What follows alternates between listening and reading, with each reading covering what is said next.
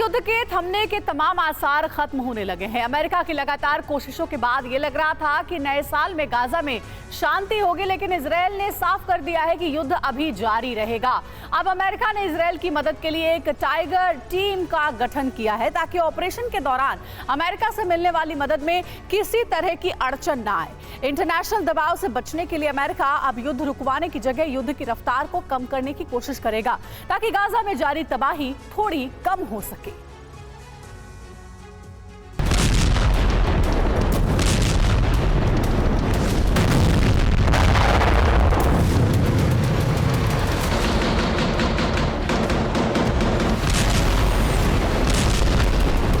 थमने नहीं वाली है ये गोलाबारी।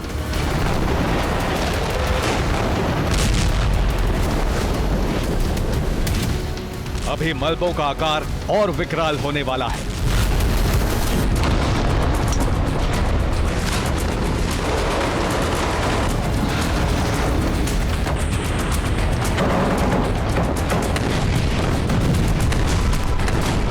अमेरिका की तमाम कोशिशों के बावजूद यह साफ हो गया है कि सीज़फायर की तारीख अभी करीब नहीं है।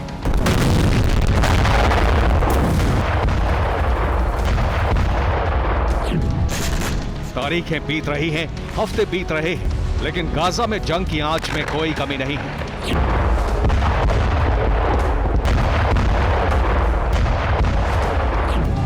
अब लेटेस्ट ब्रेकिंग न्यूज ये है कि दिसंबर क्या, जनवरी, फरवरी और मार्च न जाने कितने महीने बीतने वाले हैं, लेकिन 2023 खत्म होने के साथ जंग पूरी होने की कोशिश कामयाब होती नहीं लग रही है।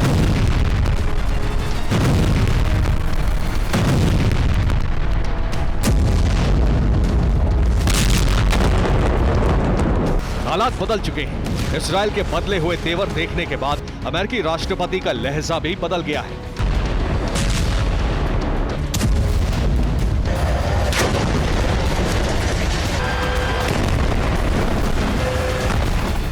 अमेरिका ने सीज़फायर की कोशिशों के बीच इजरायल की जंग के लिए खास इंतजाम भी किया है।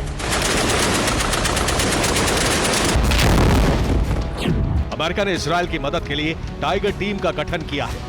टाइगर टीम की जिम्मेदारी इजरायल को सही समय पर हथियार देना है। यह टीम इजरायल को ऑपरेशन में पूरी मदद करेगी, इजरायल की हर जरूरत पूरा करेगी। अमेरिका वैसे हथियारों की सप्लाई करने वाला है जिसे खास तौर से इजरायल की जरूरत के हिसाब से मॉडिफाई किया गया है। अमेरिकी टाइगर टीम के एक्सपर्ट्स उन तमाम चीजों पर नजर रखेंगे जिसकी वजह से इजरायल को हथियार मिलने में देरी होती है।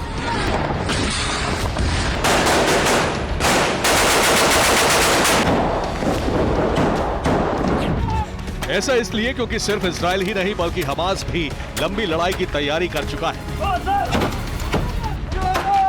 लेबनान में मौजूद हमास के एक सीनियर नेता हुसाम हमदान ने एक इंटरव्यू में कहा है, हम लंबी लड़ाई के लिए तैयार हैं। हम मुकाबले से पीछे हटने वाले नहीं हैं। इजरायल के खिलाफ हमास की जंग जारी रहेगी।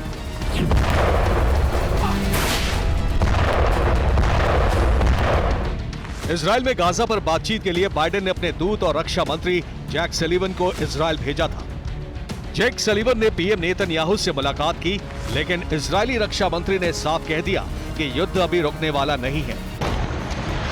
इसके बाद इजरायली प्रधानमंत्री ने भी अमेरिका समेत पूरी दुनिया को यह बता दिया कि हमास के सफाई के सौगंध को पूरा करने में अभी और वक्त लगेगा और इजरायल अपना लक्ष्य पूरा करने तक हमले नहीं रोकेगा।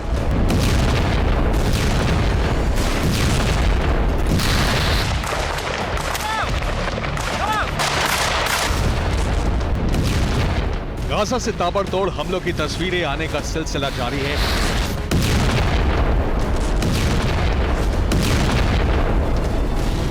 और इजरायल से बातचीत करने के बाद अमेरिका बीच का रास्ता तलाश रहा है। अमेरिका ने इजरायल को गाजा में विध्वंस की खुली छूट इसी शर्त पर दी थी कि दिसंबर खत्म होने के साथ ही इजरायल गाजा में हमले रोक देगा।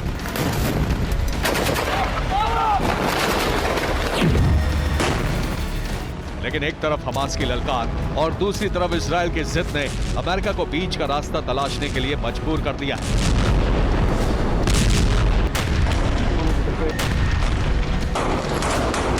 अब अमेरिका ने इजरायल को सलाह दी है कि इजरायल गाजा में ग्राउंड ऑपरेशन जारी रखे लेकिन गाजा में हमलों की रफ्तार को कम कर दे, यानी गाजा में भीषण बमबारी और तबाही रुके, गाजा में हमास के खिलाफ ऑपरेशन चलता रहे। इजराइल ने ग्राउंड ऑपरेशन शुरू करने के बाद भी हवाई हमलों को नहीं रोका है। यही वजह है कि गाजा की पुरानी और नई तस्वीरों में बहुत ज्यादा फर्क नजर नहीं आता।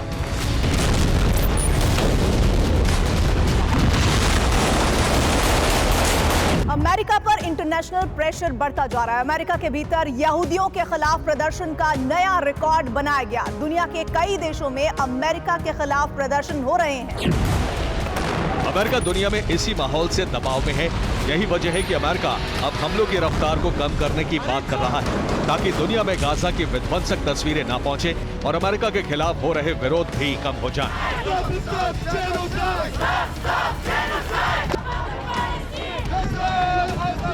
एक तरफ राफा बॉर्डर पर बमबारी तो दूसरी तरफ वेस्ट बैंक में भी लगातार गोलाबारी। कुछ वॉर एक्सपर्ट्स मान रहे हैं कि इजराइल इस बार अमेरिका को बहुत बड़ा चकमा दे सकता है और गाजा से वेस्ट बैंक तक के इलाके को कब्जे में ले सकता है।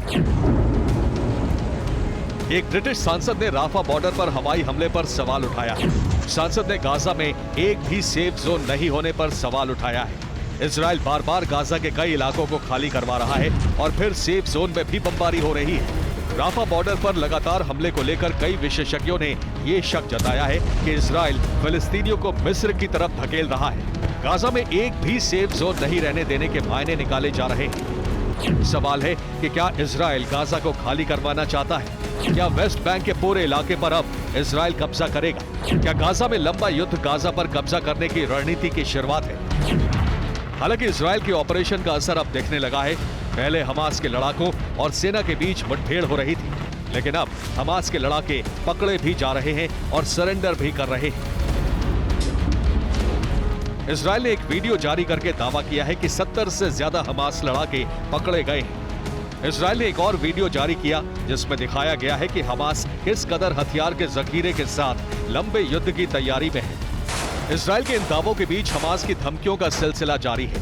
हमास ने फिर चेतावनी दी है कि इजराइल पर जल्द ही बहुत बड़ा प्रहार होगा और सुरंग से हमास लड़ाकों को निकालने की हर तरकीब नाकाम साबित होने वाली है। Bureau report, TV9, Bharat.